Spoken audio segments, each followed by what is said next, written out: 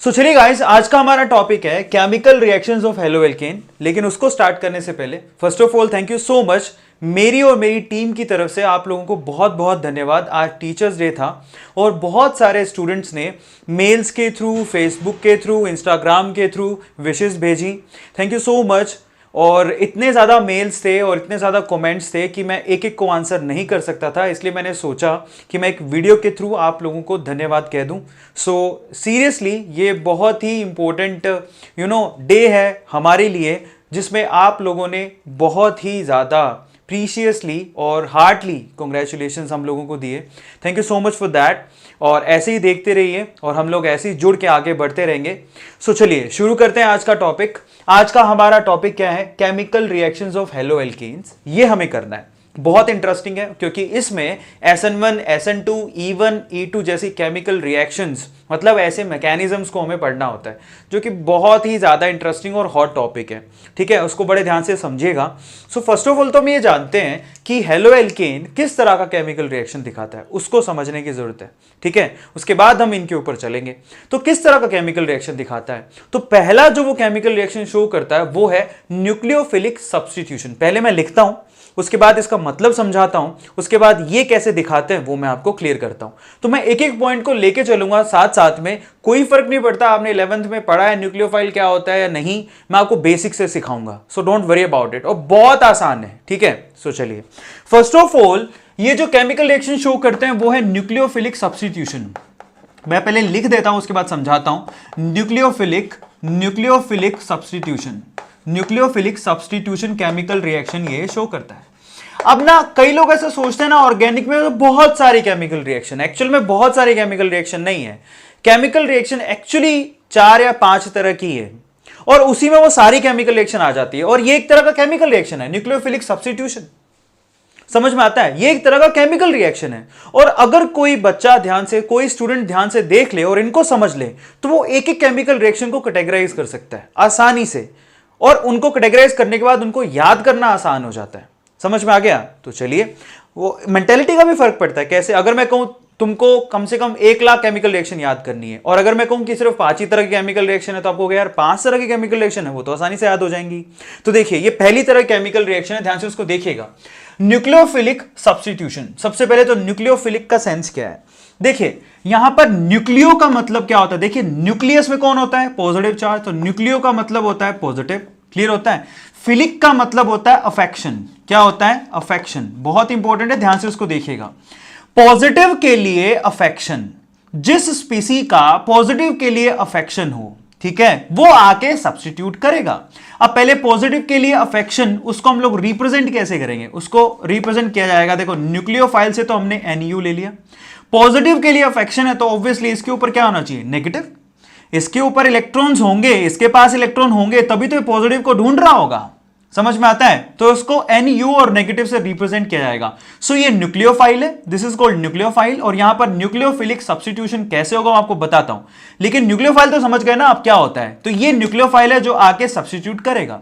और इस न्यूक्लियोफाइल को किस चीज की जरूरत है? पॉजिटिव की। पॉजिटिव के लिए अफेक्शन रखने वाला न्यूक्लियोफाइल कहलाता है। सबको समझ में आ गया? अब सवाल यह है कि ये नेगेटिव वाला पॉजिटिव सेंटर हेलोएल्केन में किधर से ढूंढेगा? तो देखो ये नेगेटिव है, इसको पॉजिटिव की तलाश है। पॉजिटिव इसको कहां से मिलेगा? देखिए ये है हेलोएल्केन।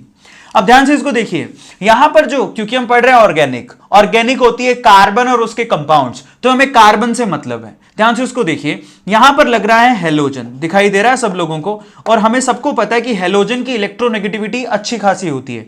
तो ये क्या करेगा? अपनी तरफ इलेक्ट्रॉन्स को खींचेगा। तो इसका मतलब इस पे पार्शियल नेगेटिव साइन आएगा, तो इस कार्बन और कार्बन की चेन पे पार्शियल पॉजिटिव साइन आएगा। अब आप खुद से ही देखिए, ये नेगेटिव वाला जो न्यूक्लियोफाइल है वो पॉजिटिव सेंटर को ढूंढ रहा है, तो ये पॉजिटिव को अटैक करेगा और इससे बॉन्ड बनाने की कोशिश करेगा। सबको समझ में आ गया? तो यहां पर जब ये बॉन्ड बनाने की कोशिश कर रहा है, तो उस केस में जो ये वाला नेगेटिव है वो यहां से चलता बनेगा इलेक्ट्रॉन्स को लेके। इसलिए इस X को हम लोग क्या बोलते हैं? LG, leaving group. सबको समझ में आ गया? कई लोग सवाल पूछते हैं कि भैया LG क्या होता है? LG का मतलब होता है लीविंग ग्रुप, ऐसा ग्रुप जो बेसिकली अपने इलेक्ट्रॉन ले और यहां से चलता बने, लीविंग ग्रुप कहलाता है। क्लियर हो गया? तो X यहां पर लीविंग ग्रुप की तरह काम करेगा। अब आप खुद से सोचिए, एक नेगेटिव आके अटैक कर रहा है और दूसरे नेगेटिव को सब्स्टिट्यूट कर रहा है, इसलिए इसको क्या बोलते हैं, न्यूक्लियोफिलिक सब्स्टिट्यूशन। सबको समझ में आ गया? That's why this reaction is called nucleophilic substitution. Nucleophile आया, उसने पॉजिटिव सेंटर को देखा, उससे अफेक्शन हुआ, बॉन्ड बनाने की कोशिश की, यहां से दूसरा वाला नेगेटिव वाला पार्ट अपने इलेक्ट्रॉन लेके चलता बना, उसको हम लोग लिविंग ग्रुप कहेंगे, और इसी रिएक्शन को हम लोग क्या कहते हैं, न्यूक्लियोफिलिक सब्स्टिट्यूशन रिएक्शन कहते हैं। अब क्या ये हार्ड है? ये बिल्कुल हार्ड नहीं है। सबको समझ में आ गया? अब बस सवाल सिर्फ इतना है कि न्यूक्लियोफाइल कौन से होते हैं, कहां से आएंगे, लेकिन उससे पहले हम लोग इसको जनरलाइज फॉर्म में वहां लिख देते हैं, उसके बाद मैं आपको न्यूक्लियोफाइल के बारे में बताता हूं जो आके अटैक करेगा। सबको समझ में आ गया? तो पहले जनरलाइज फॉर्म में इसको लिख देते हैं। देखिए कैसे लिखेंगे। सबसे पहले तो हमें लेना है एक ऑर्गेनिक सबस्ट्रेट। ऑर्गेनिक सबस्ट्रेट हम पहले से डिसाइड कर चुके हैं, हम लोग हेलो एल्केन की केमिकल रिएक्शन को पढ़ रहे हैं, तो यही हमारा एक ऑर्गेनिक सबस्ट्रेट है। सो यहां पर ये तो हुआ हमारे पास सबस्ट्रेट। क्लियर होता है सब लोगों को? जिस पे केमिकल रिएक्शन होगा उसको सबस्ट्रेट बोलते हैं। दूसरा, यहां पर आएगा एक न्यूक्लियोफाइल, जिसको हम लोग कैसे रिप्रेजेंट करेंगे, Nu नेगेटिव, जिसके ऊपर ऑलरेडी नेगेटिव साइन होएगा या फिर इलेक्ट्रॉन्स की डेंसिटी ज्यादा होगी, तो भी तो वो पॉजिटिव को ढूंढ रहा होगा। तो यहां पर सीन कुछ ऐसा है कि इस पे पार्शियल नेगेटिव साइन है, इस पे पार्शियल पॉजिटिव साइन है। ऐसा क्यों है? क्योंकि x की इलेक्ट्रोनेगेटिविटी ज्यादा है, तो बॉन्डेड इलेक्ट्रॉन को अपनी तरफ खींच रहा है। तो यहां पर सीन कुछ ऐसा है कि नेगेटिव वाला पॉजिटिव वाले को अटैक करेगा और ये अपने इलेक्ट्रॉन लेके जाता बनेगा। इससे आसान क्या हो सकता है? इसको बोलते हैं न्यूक्लियोफिलिक सब्स्टिट्यूशन। तो इस केस में क्या होगा जरा खुद से चेक करो। यहां पर R के साथ ये Nu यानी कि न्यूक्लियोफाइल आके जुड़ गया, उसने अपने इलेक्ट्रॉन इसको दे दिए और वहां पर RNU फॉर्म हो गया और इसने दोनों इलेक्ट्रॉन ले लिए हैं। तो यहां पर ये क्या फॉर्म करेगा, X माइनस। सबको समझ में आ गया? इसको बोलते हैं न्यूक्लियोफिलिक सब्स्टिट्यूशन रिएक्शन। सबको मालूम पड़ा क्या लिखा है? Now this is called nucleophilic short में लिख रहा हूं, सब्स्टिट्यूशन रिएक्शन। अब इससे आसान क्या होएगा? सबको समझ में आ गया? This is called nucleophilic substitution reaction. बहुत आसान है और बहुत इंपॉर्टेंट भी है न्यूक्लियोफिलिक सब्स्टिट्यूशन रिएक्शन। अब मजे की बात, ये काम दो तरह से पॉसिबल है। ये काम दो तरह से पॉसिबल है।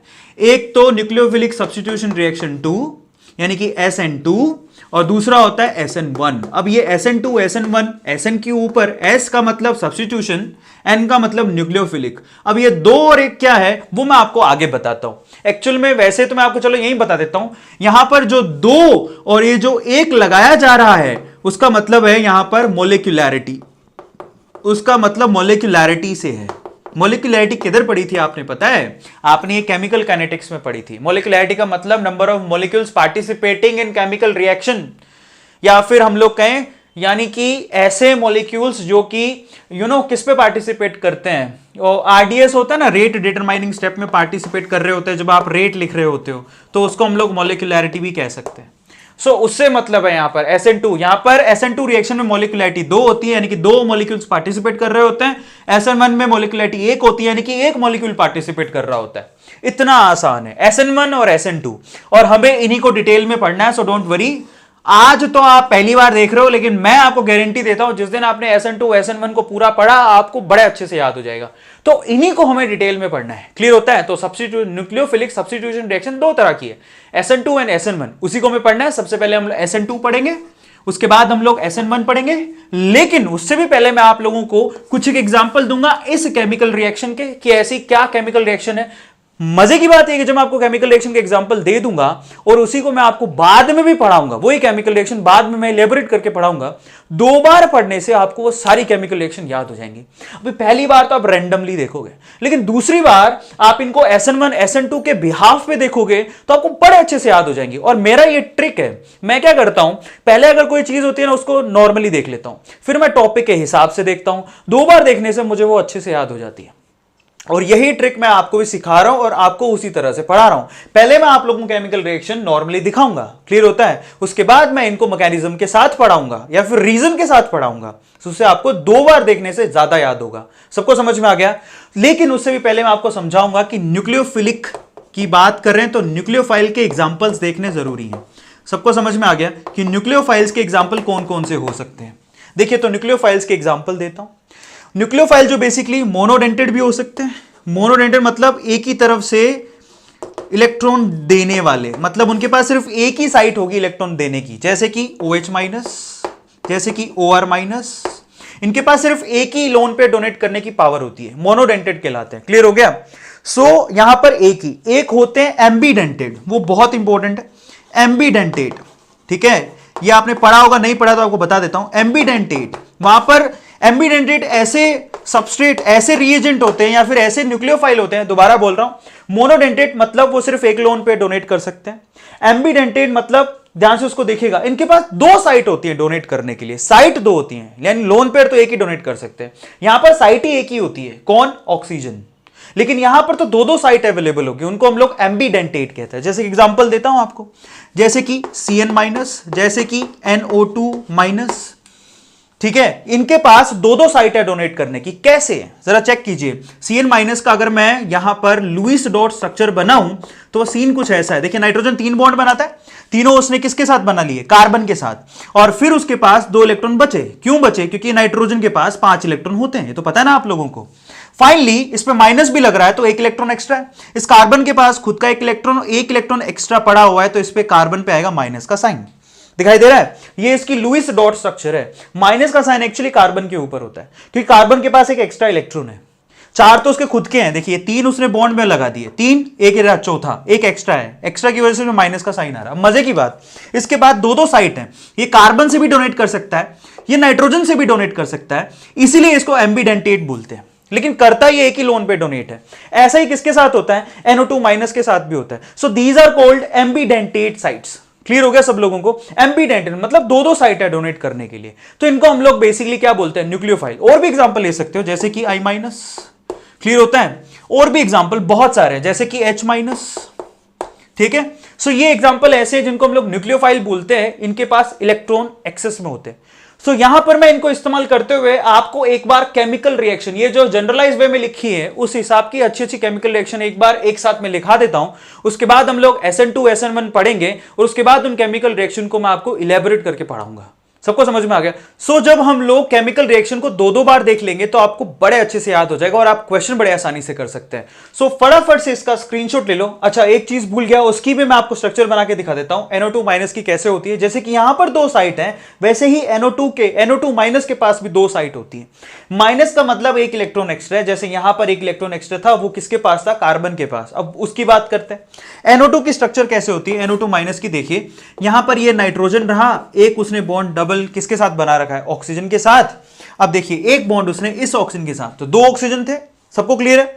अब देखिए 3 बॉन्ड इसके पूरे हो गए और 2 इलेक्ट्रॉन इसके पास पड़े हैं, क्योंकि इसके पास टोटल वैलेंस इलेक्ट्रॉन होते हैं 5। 5 में से 3 बॉन्ड बनाने में काम लगा लिए उसने, और एक लोन पेयर पड़ा है जो कि डोनेट होने में काम आएगा।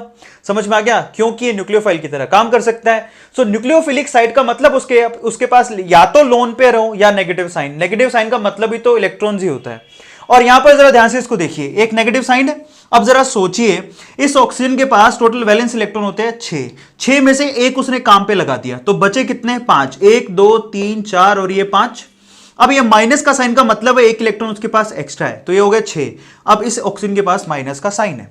अब बड़े ध्यान से देखिए, यहां पर भी 2 साइटें अटैक करने के लिए, कौन सी, या तो वो नाइट्रोजन से अटैक कर सकता है या फिर वो ऑक्सीजन से अटैक कर सकता है, इसलिए हम उसको एम्बीडेंटेट कहते हैं। मतलब साइट 2 है, अब उसमें से कोई एक साइट वो चूज करेगा कंडीशन के अकॉर्डिंग, और वो कंडीशन कैसे फुलफिल होंगी वो मैं आपको आगे बताऊंगा। क्लियर होता है। अब चलिए हम लोग SN2 SN1 पढ़ेंगे, लेकिन उससे पहले इनके बहुत सारे एग्जांपल हैं जिसको मैं आपको बताना चाहता हूं। मेरी इच्छा है कि मैं आपको पहले ही बता दूं, उसके बाद उनको एलैबोरेट करके समझाऊं। क्लियर होता है। सो फटाफट से इसका स्क्रीनशॉट ले लो, उसके बाद हम लोग आगे चलते हैं। ले लीजिए। सो चलिए गाइस, अब कुछ एक एग्जांपल देखते हैं केमिकल रिएक्शन के, न्यूक्लियोफिलिक सब्स्टिट्यूशन केमिकल रिएक्शन के। अभी मैं क्लियर कर देता हूं, सिर्फ एग्जांपल दे रहा हूं आपकी समझ बढ़ाने के लिए। अब इन्हीं केमिकल रिएक्शन को मैं आगे मैकेनिज्म और रीजन के साथ पढ़ाऊंगा, सो डोंट वरी अबाउट इट। सिर्फ एक बार देख लो, देखने से फायदा क्या होगा, ये एक सिंपल टेक्निक है, जितनी ज्यादा बार देखोगे उतनी आसानी से याद होता है। तो पहली बार देख रहे हो, अच्छे से नोट डाउन करना, उसके बाद जब मैं इसको SN1 SN2 पढ़ाने के बाद फिर से पढ़ाऊंगा तो आपको अच्छे से याद हो जाएगा। ठीक है। सो ये दिमाग में रखिएगा कि यहां पर सिर्फ मैं एक बार आपको दिखा रहा हूं कि देखो ऐसी केमिकल रिएक्शंस होती हैं। क्लियर होता है सब लोगों को, नहीं तो बाद में सवाल पूछते हैं कि सर ये तो समझ में नहीं आया। तो आप डोंट वरी अबाउट इट, सिर्फ एक बार देखना है आपको और कुछ नहीं करना है। ठीक है। उसके बाद मैकेनिज्म के साथ देखेंगे तो और मजा आएगा, प्रॉमिस। सो चलिए, सो देखिए यहां पर सीन कुछ ऐसा है कि हम आपको यहां पर न्यूक्लियोफिलिक सब्स्टिट्यूशन रिएक्शन का सेंस क्या था, आपको एक क्या लेना था, हेलो एल्केन, और एक न्यूक्लियोफाइल होगा यही था ना। और फाइनली ये न्यूक्लियोफाइल यहां अटैक करेगा और ये अपने इलेक्ट्रॉन लेके भाग जाएगा। सो फाइनली RNU यहां पर बनेगा और X माइनस यहां से बाहर निकल जाएगा। यही सीन है। अब मैं इसके एग्जांपल देता हूं आपको। देखिए, इसको बोलते हैं हम लोग न्यूक्लियोफिलिक सब्स्टिट्यूशन रिएक्शंस। तो देखिए, पहला एग्जांपल देता हूं, ध्यान से उसको देखिएगा ना। द फर्स्ट एग्जांपल है, सपोज करते हैं हम लोग RX लिए, यहां पर RX में कुछ भी ले सकते हो। हमारे लिए सबस्ट्रेट इंपॉर्टेंट आगे होगा, कैसे होगा आपको आगे बताऊंगा। अभी सिंपल मैं यहां पर जनरलाइज फॉर्म में RX ले रहा हूं। न्यूक्लियोफाइल दिखाने की कोशिश कर रहा हूं कि ये इसका सेंस क्या है, सबको समझ में आ गया। सो यहां पर RX लिया, उसका रिएक्शन मान लीजिए कि मैंने NaOH से करवाया। देखिए, अब यहां पर ढूंढो जरा न्यूक्लियोफाइल की तरह काम कौन कर सकता है। ये एक बेस है, मैं आपको क्लियर कर देता हूं। एक बेस एक न्यूक्लियोफाइल की तरह भी काम कर सकता है, समझ में आ गया। अब कैसे, आप जैसे ही इसको वाटर में डालेंगे तो ऑब्वियसली ये उसका पॉजिटिव पार्ट और ये नेगेटिव पार्ट, आपको पता है NaOH ब्रेक डाउन होकर क्या देता है, OH माइनस। ये OH माइनस जो आपको दिखाई दे रहा है वो न्यूक्लियोफाइल है, समझ में आ गया। अब ये OH माइनस ऐसा तो है नहीं कि आपको अलग से मिल जाएगा, आपको ये जो न्यूक्लियोफाइल होगा ना बेसिकली वो कंपाउंड की फॉर्म में ही मिलेगा। तो आपको NaOH से रिएक्शन करा रहे हो, उसमें से ढूंढो इसका नेगेटिव पार्ट कौन सा है। तो हमें पता है ये नेगेटिव पार्ट है। सो ये नेगेटिव पार्ट है बेसिकली, तो बस यही जाएगा, ये नेगेटिव पार्ट अटैक करेगा, उससे बॉन्ड बनाने की कोशिश करेगा और यहां पर X अपने इलेक्ट्रॉन लेके बाहर निकल जाएगा। तो देखिए यहां पर क्या बनेगा, मैं उसको नीचे की तरफ लिख रहा हूं तो बहुत आसान है। एक तो बन गया ROH यानी कि अल्कोहल का फॉर्मेशन हो गया, और Na के ऊपर प्लस था और ये अपने इलेक्ट्रॉन लेके निकला है तो Na के साथ क्या करेगा, NaX बना लेगा। कितना आसान है देखिए, ठीक है। यानी कि SN1 SN2 पढ़ने से पहले मैं आप लोगों को केमिकल रिएक्शन का आइडिया दे रहा हूं ताकि हम लोगों को बड़े आसान हो जाए इनके क्वेश्चन करने। सबको समझ में आ गया। सो फाइनली यहां पर अल्कोहल की फॉर्मेशन हो रही है, पहला एग्जांपल दिया। इसी तरह से चलिए मैं दूसरा एग्जांपल देता हूं। जैसे ही आप हेलो एल्केन को पानी में डाल देंगे तो हमको पता है पानी का फॉर्मूला क्या होता है, HOH। अब Na की जगह H लगा और कुछ नहीं। अब जरा सोचिए, इसको वाटर कहते हैं, इसमें नेगेटिव पार्ट है ये। अब ये अटैक करेगा, ये अपने इलेक्ट्रॉन लेके भाग जाएगा। तो देखिए कितना आसान है, फिर से क्या बन रहा है, अल्कोहल और साथ में HX की फॉर्मेशन। अब ये क्या हार्ड है क्या, बिल्कुल भी नहीं है। ये सेकंड एग्जांपल। चलिए थर्ड एग्जांपल देता हूं मैं आप लोगों को। तीसरा एग्जांपल क्या ले सकते हो, अब जैसे यहां पर Na लगाया, Na की जगह पहले आपने H लगाया, अब आप यहां थोड़ा सा और चेंज करते हैं। अब यही चेंज कर देते हैं, यहां पर क्या था NaO और साथ में H था, इस H की जगह हम लोग क्या लगा सकते हैं, CH3। मान लो RX की जगह उसका रिएक्शन हमने करवा दिया, NaOH की जगह हमने लगा दिया सब्स्टिट्यूट करके मिथाइल ग्रुप CH3। तो यहां पर जरा ध्यान से इसको चेक करो, हमें पता है ना कि ये वाला पॉजिटिव पार्ट होता है, तो ऑब्वियसली ये वाला नेगेटिव पार्ट है, कुछ नहीं है। यहां पर OH था, यहां पर OCH3 है। अब जरा सोचिए कौन किस पे अटैक करेगा, ये नेगेटिव वाला पार्ट इस पॉजिटिव वाले पार्ट पे अटैक करेगा और अपने इलेक्ट्रॉन लेके भाग जाएगा। तो देखिए यहां से क्या बन रहा है, ये देखिए ROCH3 दिखाई दे रहा है, और प्लस में क्या बन रहा है, NaX।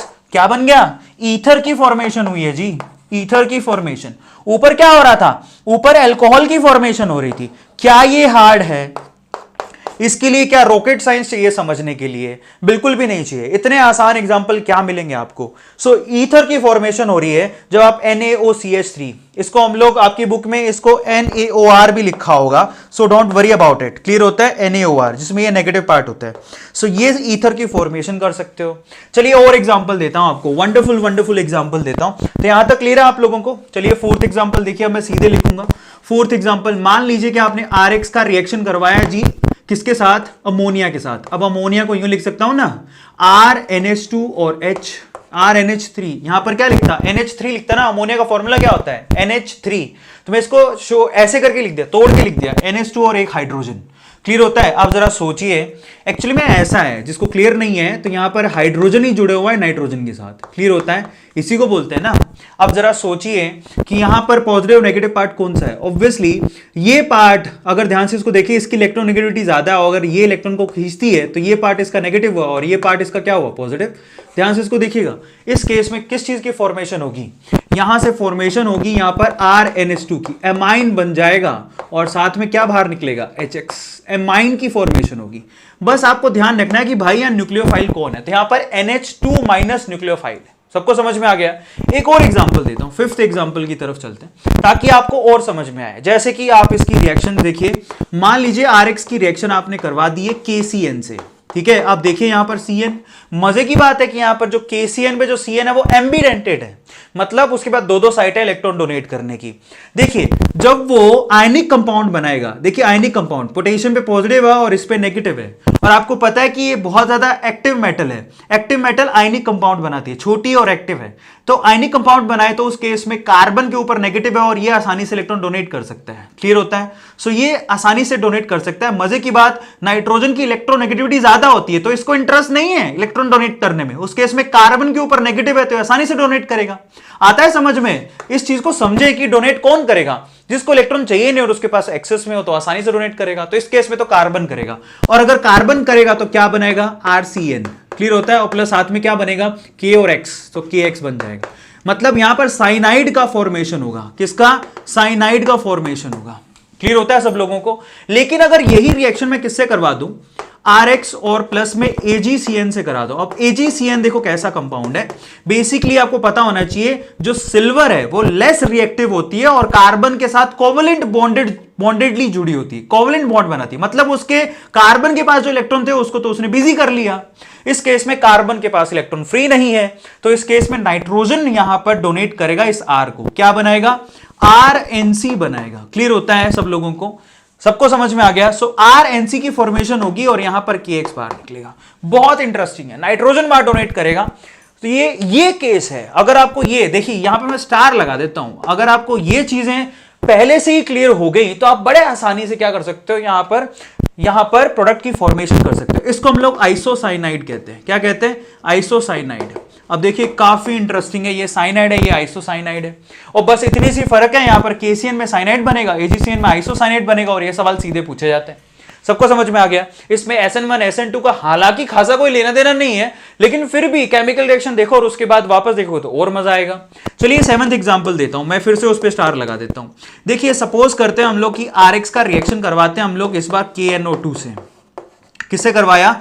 KNO2 से। अब मजे की बात देखिए, ये CN एम्बिडेंट था तो उसने दोनों साइड देखी, लेकिन दोनों साइड कब कब अटैक करेंगी? जब आयनिक कंपाउंड यहां पर होगा तो कार्बन अटैक करेगा, कोवलेंट कंपाउंड होगा तो वो नाइट्रोजन अटैक करेगा। ऐसे ही केस यहां पे भी है क्योंकि ये भी एम्बिडेंट है। इस केस में नेगेटिव साइन किस पे होता है? अभी मैंने इसका लुईस डॉट स्ट्रक्चर बनाया था थोड़ी देर पहले, तो इस केस में ऑक्सीजन के ऊपर नेगेटिव साइन होता है। जब आयनिक कंपाउंड होगा तो ऑक्सीजन यहां पर डोनेट करेगा, तो यहां पर क्या बनेगा? RONO2। ठीक है, इसको बोलते हैं मिथाइल या एल्काइल नाइट्राइट। ठीक है, क्या बोलते हैं? Alkyl nitrite. क्लियर होता है सब लोगों को? मतलब ऑक्सीजन डोनेट कर रहा है। आप स्ट्रक्चर पर जाइए, तो यहां पर देखिए नेगेटिव वाले ने डोनेट किया था जब आयनिक कंपाउंड बना रहा था, तो यहां पर भी नेगेटिव वाला डोनेट करेगा। इस केस में ऑक्सीजन डोनेट कर रहा है। अगर ऑक्सीजन ने डोनेट किया तो एल्काइल नाइट्राइट बनाएगा। क्लियर होता है? सब साथ में क्या निकलेगा? KX। देखिए, लेकिन अगर मैंने यहां पर फर्क डाल दिया, यानी कि इस बार मैंने क्या लिया? RX प्लस यहां पर AgNO2, तो इस केस में तो कोवलेंट बॉन्ड है, तो मतलब ऑक्सीजन वाला बिजी होगा किसके साथ? सिल्वर के साथ। तो इस केस में क्या बनेगा? नाइट्रोजन वाला यहां पर डोनेट करेगा, तो यहां पर क्या बनेगा? RNO2। इसको नाइट्रोएल्केन बोलते हैं। क्या बोलते हैं? नाइट्रोएल्केन। तो देखिए फर्क समझ रहे हैं आप? यहां पर एल्काइल नाइट्रेट और वहां पर नाइट्रोएल्केन। नाइट्रोएल्केन में नाइट्रोजन दे रहा है, जबकि एल्काइल नाइट्राइट के अंदर ऑक्सीजन डोनेट कर रहा है। देखिए कितना इंटरेस्टिंग है। और अगर आपको ये 4 रिएक्शन क्लियर हैं तो आपको एग्जाम में बहुत सारे यही एग्जाम्पल मिल जाएंगे। और ये कैसे होती है उसको मैं आगे समझाऊंगा, उसके लिए आपको चिंता नहीं करनी है। लेकिन आप समझिए कि इनको बताने का मकसद क्या है। न्यूक्लियोफाइल को समझिए। यहां पर न्यूक्लियोफाइल कौन है? OH-। यहां पर न्यूक्लियोफाइल कौन है? OH-। यहां पर न्यूक्लियोफाइल कौन है? OCH3-। यहां पर न्यूक्लियोफाइल कौन है? NH2-। यहां पर कौन है? CN- जिसमें कार्बन डोनेट कर रहा है। यहां पर कौन है? CN- जिसमें नाइट्रोजन डोनेट कर रहा है। यहां पर कौन है? NO2- जिसमें ऑक्सीजन डोनेट कर रहा है। और यहां पर कौन है? NO2- जिसके अंदर नाइट्रोजन डोनेट कर रहा है। क्लियर होता है सब लोगों को? सो ये मतलब है। चलिए एक दो बढ़िया बढ़िया केमिकल रिएक्शन और दिखा देता हूं, जैसे कि RX का रिएक्शन आपने किससे करवाया? देखिए यहां लिख रहा हूं, lithium aluminium hydride, LiAlH4, lithium aluminium hydride बोलते हैं। और इसका काम होता है हाइड्राइड आयन देना, H- देता है। अब आपको खुद ही सोचिए इसका काम ये होता है देना। अब ये कैसे देता हूं आपको आगे बताऊंगा, डोंट वरी। लेकिन आपको न्यूक्लियोफाइल तो मिल गया ना। तो इस केस में ये देखिए, ये अटैक करेगा और ये अपने इलेक्ट्रॉन लेके भाग जाएगा, तो क्या बनेगा? RH की फॉर्मेशन होगी। आ गया सबको समझ में? और X यहां पर बाहर निकल जाएगा अपने इलेक्ट्रॉन लेके। तो देखिए कितना आसान है। ये बहुत अच्छा रिड्यूसिंग एजेंट है, लिथियम एल्यूमिनियम हाइड्राइड, और H- देता है और फाइनली X बाहर निकलता है और H- जुड़ जाता है। सबको क्लियर है? देखिए कितना आसान है। और लास्ट एग्जांपल एक और दे रहा हूं 10th, उसके बाद हम लोग मेन स्ट्रीम पे चलेंगे। RX की रिएक्शन अगर मैंने यहां पर किससे करवा दी, ठीक है, यहां पर RMgX से करवा दी, ध्यान से इसको देखिएगा, RMgX ग्रिग्नार्ड रिएजेंट भी कहते हैं। उस केस में देखिए यहां पर, उस केस में यहां पर सीन कुछ ऐसा है कि Mg उसके ऊपर तो क्या होता है पॉजिटिव, तो ऑब्वियसली इस R के ऊपर क्या होगा नेगेटिव। तो आप खुद ही सोचिए इस केस में आपके पास, ध्यान से उसको देखिएगा, ये Mg की वैलेंसी होती है जी 2, जानते हो, तो उसमें से एक तो उसने X से पूरी की, एक R से, ठीक है। तो यहां पर आपको पता है मेटल खुद क्या होता है, मेटल यहां पर पॉजिटिव होता है, तो ऑब्वियसली R क्या होगा उस केस में नेगेटिव। तो यहां पर ब्रांचेस बढ़ाने का काम करते हैं। मान लीजिए आप R डैश लग रहा है, तो यहां पर क्या बन जाएगा R डैश। क्लियर होता है? बहुत ही इंटरेस्टिंग है जी, बहुत इंपॉर्टेंट है, ग्रिग्नार्ड रिएजेंट बोलते हैं। ये भी आपको इलैबोरेट करके समझाऊंगा, इसमें एक्स का कोई रोल नहीं है। क्लियर होता है? आप इसको शॉर्ट में यूं भी लिख सकते हो, RM यहां पर प्लस है और यहां माइनस है, ठीक है, मेटल की एल्काइल्स। सबको समझ में आ गया? सो R डैश बनेगा और यहां पर X उनके साथ चला जाएगा। क्लियर होता है? सो फाइनली X यहां से बाहर निकल रहा है, जो उनके साथ आगे जाके कॉम्प्लेक्स कंपाउंड बना लेगा। तो ये केमिकल रिएक्शंस है, इनको इलैबोरेट करके पढ़ेंगे, लेकिन यहां से हमारी न्यूक्लियोफाइल की समझ बढ़ती है कि न्यूक्लियोफाइल का सेंस क्या है। क्लियर हो गया? सो ये यहां पे आप फटाफट से इसका स्क्रीनशॉट ले लो, ले लिया गाइस? तो ये केमिकल रिएक्शंस हैं, इनको ध्यान से आप देखो, अच्छे से समझो। सो देखिए गाइस, मैंने यहां पर आपको इतने सारे केमिकल रिएक्शन के एग्जांपल दिए न्यूक्लियोफिलिक सब्स्टिट्यूशन के, सबको समझ में आ गया? और एग्जांपल मैंने क्यों दिए, ताकि आपकी थोड़ी सी समझ बढ़े कि न्यूक्लियोफाइल का सेंस क्या है और रिएक्शन हो कैसे रही है। हालांकि उसमें कुछ नहीं हो रहा है, न्यूक्लियोफाइल आके सब्स्टिट्यूट ही कर रहा है और कुछ नहीं है, और आप हल्का महसूस करें, इसलिए मैंने आपको पहले ही बता दी। फिर मैं आपको जब इसकी मैकेनिज्म के थ्रू दोबारा बताऊंगा तो आपको सारी की सारी याद हो जाएंगी। सो डोंट वरी अबाउट एनीथिंग कि ये कैसे चल रहा है, मजेदार होगा, आप बस देखते जाओ इसको ध्यान से और इसको अच्छे से नोट डाउन करते जाओ। और आप अपनी बुक में खोल के देखिएगा, कोई भी कॉम्पिटिशन एग्जाम की बुक है तो ये प्राइम एग्जाम्पल है, ये बहुत बार पूछे जाते हैं, 1, 2, 3 और 4 फ्रिक्वेंटली पूछे जाते हैं, और इसका नाम भी बहुत आता है। तो ये 5 रिएक्शन ऐसी जो बहुत बार पूछी जाती है, और इनको हम लोग आगे SN1 SN2 करने के बाद फिर से पढ़ने वाले हैं। सो डोंट वरी अबाउट इट। और उससे पहले हमने काफी कुछ रिएक्शंस में सीखा। क्लियर होता है? सो यहां पर क्योंकि लेक्चर की लेंथ हमारी 30 मिनट से ज्यादा नहीं होती है, तो यहां पर क्यों नहीं होती है, उसका रीजन है कि एक्सपोर्ट होने में प्रॉब्लम होती है। तो यहां पर मैं इसको फिनिश कर रहा हूं, उसके बाद नेक्स्ट लेक्चर में फ्रेशली हम लोग SN2 एंड SN1 को पढ़ेंगे। सबको मालूम पड़ गया डिटेल में, जो कि कल लेक्चर्स आपको मिल जाएंगे। So don't worry about it. So आज का आपका इंपॉर्टेंट काम है, टीचर्स डे पे आपको छुट्टी नहीं मारनी है, आपको बस इतना सा करना है कि आज का ये लेक्चर आपने देख लिया है, होमवर्क डिस्क्रिप्शन बॉक्स में गिवन है, फटाफट से उसको देख लो, उसको कंप्लीट करो। और मैं आपको प्रॉमिस किया था कि DNF ब्लॉग में अनअकैडमी पे डाल रहा हूं, शुरू कर दिया मैंने, कल तक मोस्ट प्रोबेबली या परसों तक आपको मिल जाएगा। उन लेक्चर्स को भी बहुत ईमानदारी से देखना है। तो आपको क्लियर कर देता हूं, जो लोग नए हैं, यहां पर सॉलिड स्टेट खत्म हो गया, ठीक है, सॉल्यूशन खत्म, इलेक्ट्रोकेमिस्ट्री खत्म, केमिकल काइनेटिक्स खत्म, P ब्लॉक अनअकैडमी पे खत्म, DNF शुरू हो रहा है वहां पे, ठीक है, जिसको आपको देख लेना है। और यहां पर हेलो एल्केन, हेलो एरीन, यहां पर ये चैप्टर ऑलमोस्ट 50 to 60% ओवर हो चुका है, अब केमिकल रिएक्शन बच रही है। क्लियर होता है? तो बस मेरे साथ लगे रहो, मैं उतनी मेहनत करके आपको पढ़ाते रहूंगा, आपको टेंशन ही लेना, बस सिर्फ पढ़ना है। और इन वीडियोस को उन बच्चों को शेयर करना है जो कोचिंग अफोर्ड नहीं कर सकते। चलिए गाइस, अगली वीडियो में मिलता है। Till then, thank you so much, thanks a lot.